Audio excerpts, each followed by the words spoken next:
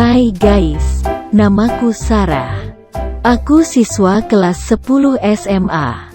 Saat ini aku punya uang 100.000 rupiah. Sementara tas dan sepatuku sudah butut. Kira-kira aku harus beli tas atau sepatu dulu ya?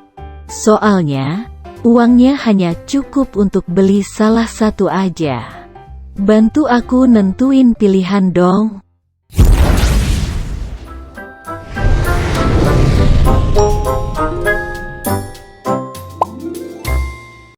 Halo kawan animasiku, bagaimana kabar semuanya?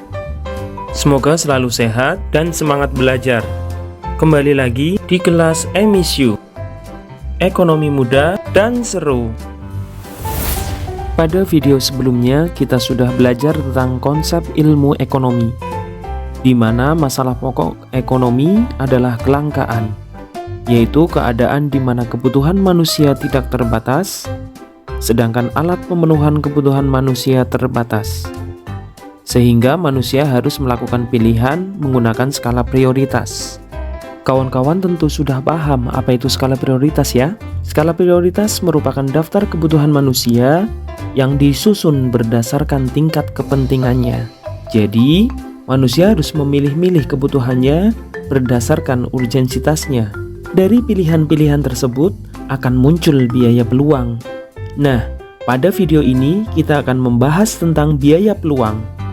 Harapannya setelah belajar nanti, kawan-kawan dapat memahami dan menjelaskan kembali tentang pengertian, ciri-ciri, manfaat, serta cara menghitung biaya peluang.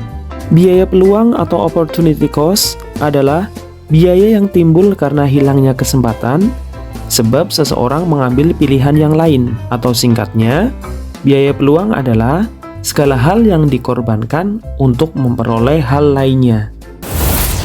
Pada ilustrasi di awal video tadi, kita melihat si Sarah yang harus memilih di antara dua pilihan. Apakah harus membeli sepatu atau tas? Jika dia memilih membeli sepatu, maka dia akan kehilangan kesempatan untuk membeli tas. Begitu juga sebaliknya, jika dia memilih membeli tas, maka ia akan kehilangan kesempatan untuk membeli sepatu. Kawan animasiku, biaya peluang itu memiliki beberapa karakteristik.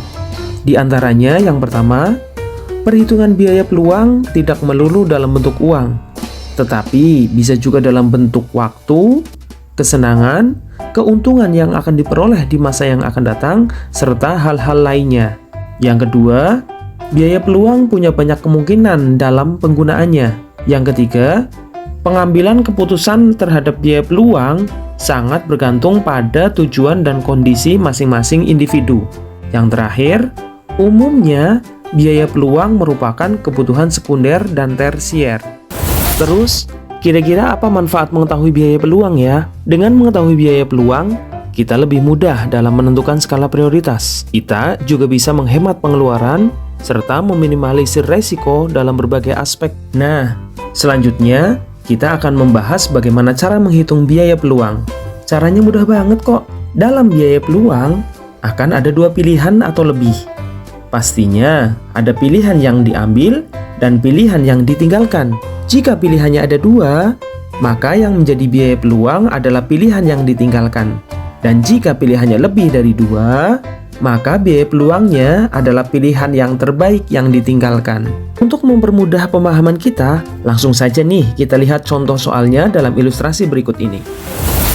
Setelah lulus kuliah, Baim mendapatkan beberapa tawaran pekerjaan. Yang pertama, ia berkesempatan bekerja di Bank ABC dengan gaji 5 juta per bulan, di mana tempat kerjanya dekat dari rumah. Yang kedua, ia berkesempatan kerja di BUMN dengan gaji 7 juta per bulan, tapi harus merantau keluar kota.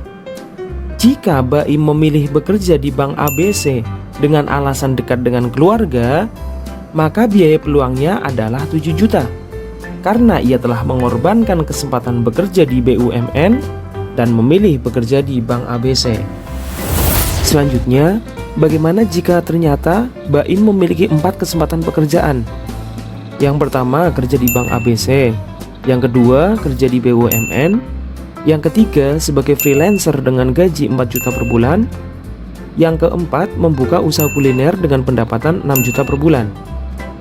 Jika dia lebih memilih bekerja di BUMN karena mengharapkan gaji yang paling tinggi, maka biaya peluangnya adalah pendapatan usaha kuliner, yaitu 6 juta per bulan. Karena membuka usaha kuliner adalah pilihan dengan pendapatan terbaik dari ketiga pilihan yang diabaikan. Pergi ke taman bertemu beruang. Beruang tertidur karena kelelahan. Dengan mempelajari biaya peluang, kita jadi bijak dalam menentukan pilihan. Jadi gimana? Mudah kan memahami biaya peluang? Sampai jumpa di video emisi selanjutnya.